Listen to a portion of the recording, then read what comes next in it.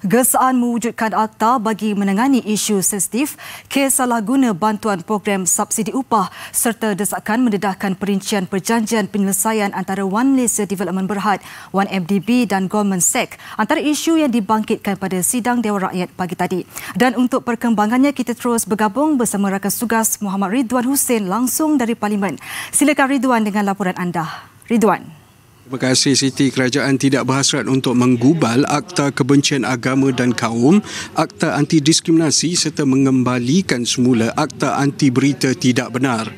Timbalan Menteri Dalam Negeri Datuk Seri Dr. Ismail Muhammad Said berkata ia kerana undang-undang sedia ada seperti Akta Hasutan 1948, Akta Multimedia dan Komunikasi 1998 serta Kanun Kesesaan dilihat cukup sudah pun mencukupi untuk membolehkan tindakan diambil terhadap mana-mana pihak yang menghina, mempersenda atau memainkan isu-isu agama dan kaum di negara ini.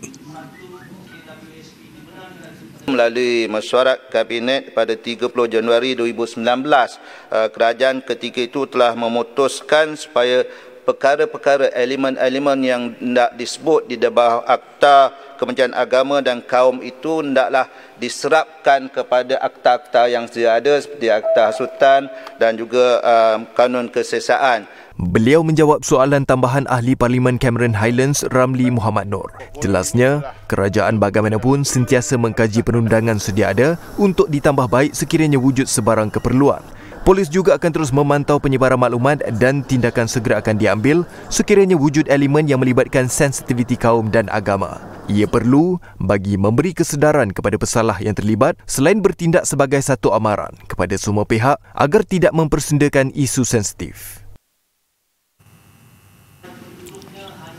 Kes penyalahgunaan bantuan program subsidi upah PSU melibatkan dana hampir 20 juta ringgit masih dalam siasatan Pertubuhan Keselamatan Sosial Perkeso bersama pihak penguatkuasaan lain.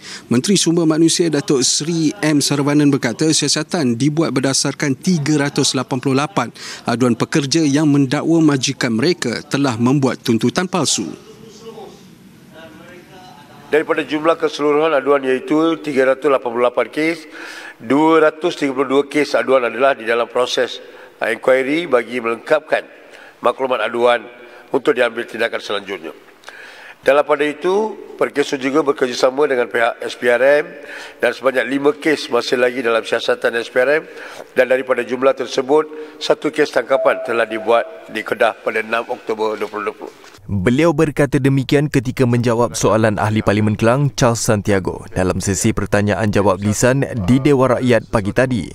Jelasnya, Perkeso akan menggantung pembayaran kepada majikan yang disyaki membuat tuntutan palsu sehingga siasatan ke atas semua aduan tersebut selesai. Daripada aduan yang diterima, 156 kes tuntutan palsu dan salah guna dana PSU telah dikenal pasti bagi tindakan menuntut kembali bayaran daripada majikan yang terlibat.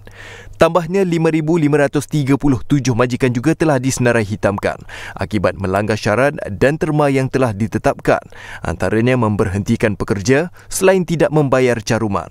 Perkeso akan meneruskan lagi perkongsian maklumat lengkap agar siasatan dapat dimulakan ke atas majikan yang gagal mematuhi syarat yang ditetapkan di bawah PSU.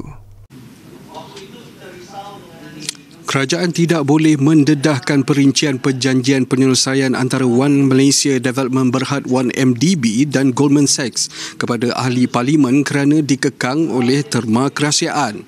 Dalam jawapan bertulis di Parlimen, Menteri di Jabatan Perdana Menteri Datuk Taqiyuddin Hassan berkata ia selari dengan permohonan yang dikemukakan Goldman Sachs dalam proses penyelesaian berkenaan. Beliau menjawab soalan Ahli Parlimen Subang Wong Chen sama ada Ahli Parlimen boleh diberikan akses penuh kepada syarat penuh perjanjian penyelesaian One MDB Goldman Sachs. Menurut Datuk Taqiyuddin, wujud klausa tertentu dalam perjanjian penyelesaian antara kerajaan, One MDB dan Menteri Kewangan diperbadankan dengan Goldman Sachs.